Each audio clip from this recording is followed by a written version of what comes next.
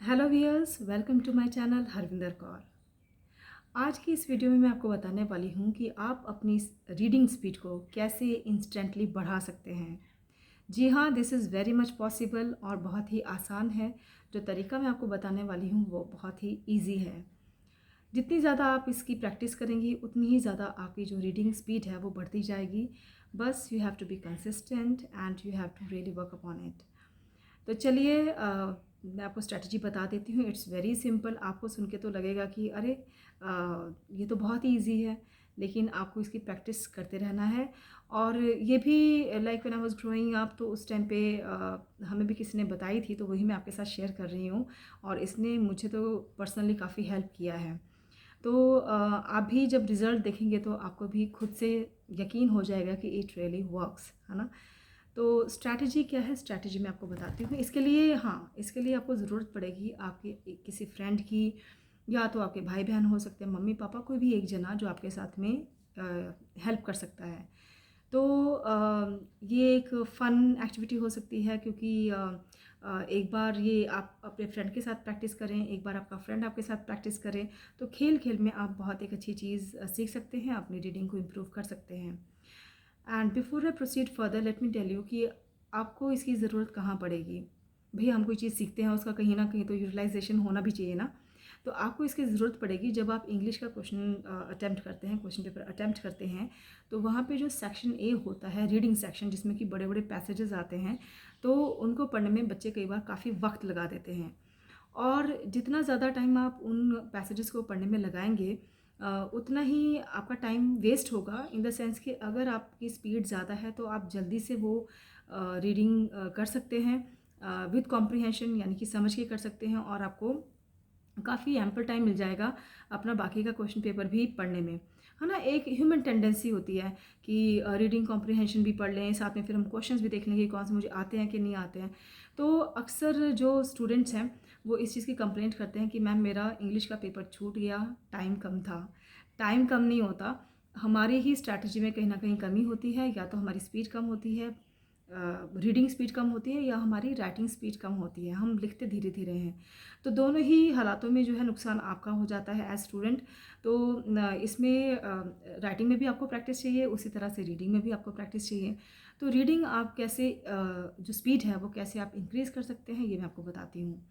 तो ये है 3 स्टेप प्रोसेस। फर्स्ट स्टेप में क्या होगा कि आप एक बुक लीजिए। पहले let me put on my reading glasses, I am really handicapped without them. Okay. So पहले ही उसमें क्या है कि आपने जो फर्स्ट स्टेप है उसमें आपने कोई भी बुक ले लेनी है जो कि इंग्लिश में लिखी हुई है। चाहे तो ये आपकी साइंस बुक हो सकती है, चाहे आपकी सोशल साइंसेज हो सकती है, इंग्लिश हो सकती है ना। Any thing, like it can be any book with the text is in English. तो अब आपने क्या करना है कि जैसे आपने बुक आपने पकड़ ली, ठीक है। अब बुक का कोई भी पेज आपने खोल लेना है, और उसके बाद में जो भी उसके लाइक लिखा रहता है, लाइक मैं कोई अच्छा सा पेज ढूंढ लूँ।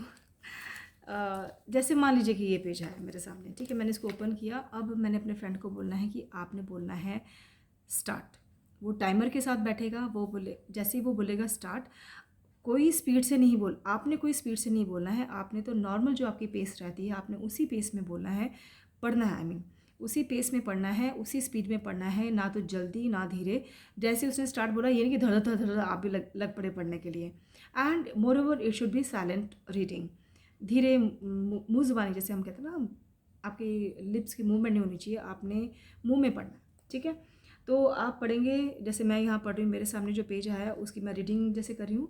The next day both man got up in good season, the crofter was in a hurry to milk his cow, and the other man probably thought he should not stay in bed when the head of the house had gotten up, they left the cottage at the same time. Like ऐसे आपने, जब तक आपका friend stop नहीं बोलता है तब तक आपने उसको पढ़ते जाना है, आपने उसकी रीडिंग करते जाना है, नॉर्मल जो आपकी रीडिंग रहती है, ठीक है।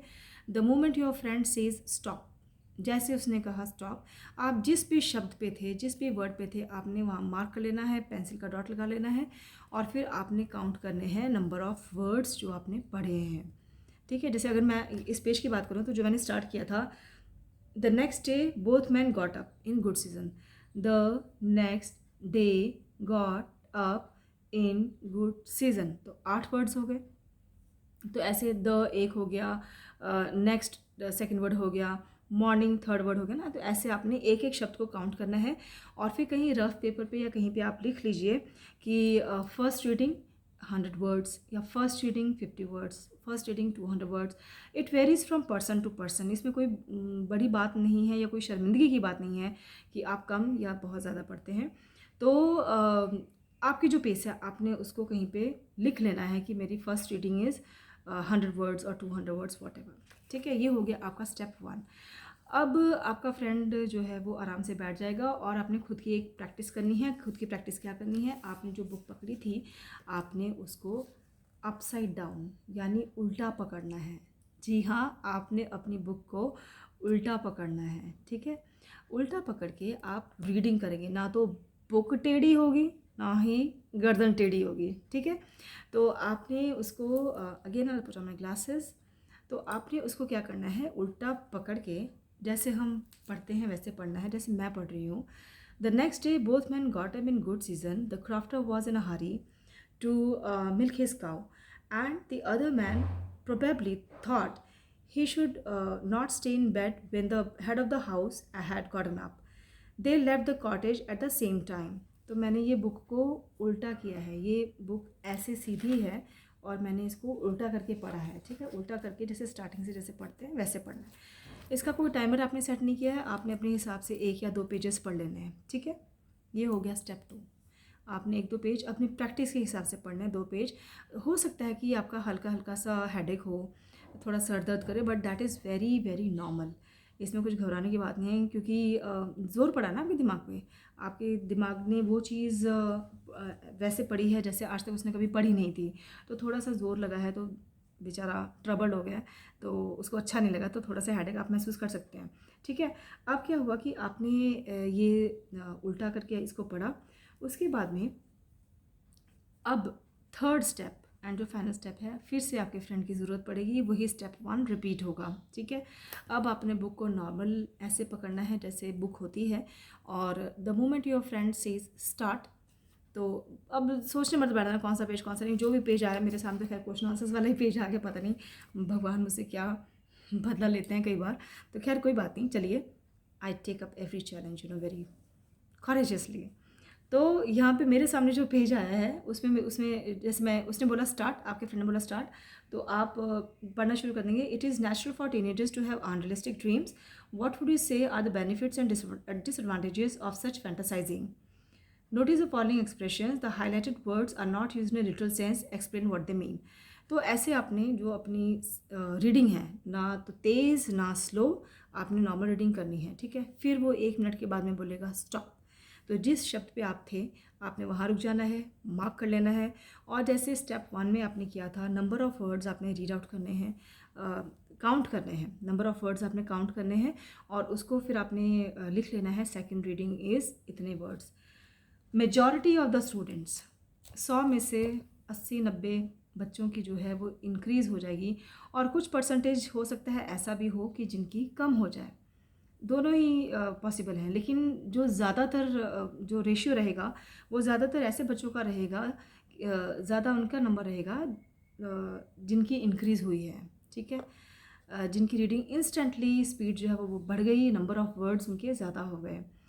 तो अब आप सोचेंगे कि ऐसा कैसे हो गया, है ना, ये तो मैजिक है, ये ऐसे कैसे हो गया।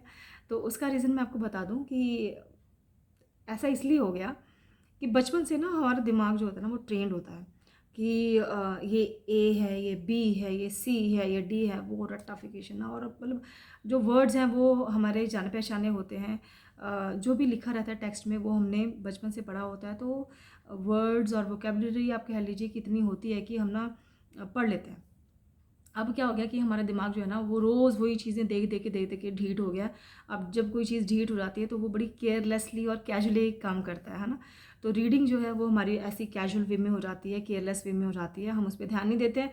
हम भी मस्त हैं, हमारा दिमाग भी मस्त है, दोनों चल रहा है काम, ठीक है ना। अब जब आपने उसके सामने बुक उल्टी रख के उसको दिखाया कि भैया ये पढ़ना है, तो दिमाग जो है उसको काम मिल गया, उसको कुछ ऐसी चीज़ मिली जो उसने आज तक कभी की ही नहीं थी, है ना। तो वो थोड़ा फोकस हो गया कि ये क्या है। अब उसको वो शब्द पहचानने में फ़ोकस करना पड़ रहा है, उसको वो जो लेटर्स हैं, जो वर्ड्स हैं, उनको पहचानने में कि ये क्या लिखा है। जैसे मैंने आपको कहा कि ऑन शब्द को आप नो पढ़ सकते हैं, है ना। तो ऐसे बहुत सारे वर्ड्स होंगे जो आपको समझ में नहीं आएंगे, आप उसमें अटक जाओगे, आप उसे दोबारा समझने की कोशिश करो लिखा क्या है। तो इसमें हुआ क्या है, इसमें हुआ ये है कि आपका दिमाग टोटली एनग्रॉस था उसी उतने से काम में, उतनी सी रीडिंग में फोकस था, पूरा फोकस था उसका, है ना। तो दिमाग आपका यहाँ वहाँ लेफ़्ट राइट, जो कि आप शायद अनकॉन्शियस, जब आप नॉर्मल रीडिंग करते हैं तो अनकॉन्शियसली ये सारा हो जाता है कि दिमाग बड़ा कैजुअल वे से पढ़ता है, लेकिन आज जब आपने उसे उल्टा करके दिखाया तो वो फोकस हुआ, उसका ध्यान उस रीडिंग पे लगा। फिर जो स्टेप 3 जब उसके सामने आया, आपके दिमाग के सामने स्टेप 3 आया, तो उसने सोचा कि भैया ये तो मुझे पता है कि ये क्या है।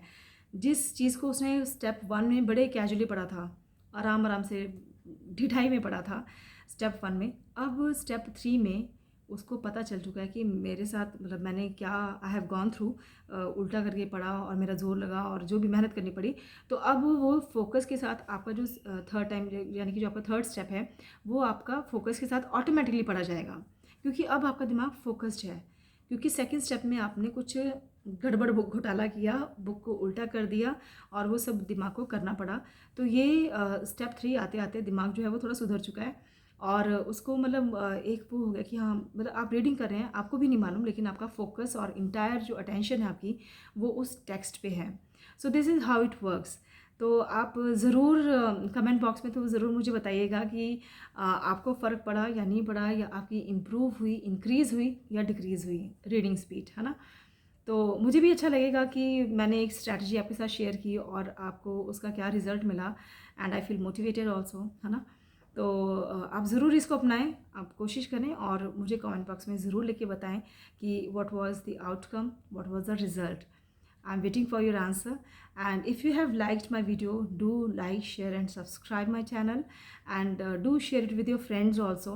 अपने फ्रेंड्स के साथ आप शेयर करें, क्योंकि जितना ज़्यादा आप शेयर करेंगे हो सकता है ये वीडियो के माध्यम से उतने ज़्यादा लोगों को रीच आउट हो, उनकी हेल्प हो, वो भी इन स्ट्रैटेजीज़ का फ़ायदा उठा सकें। Thank you for watching my video. God bless you and love you all. Thank you.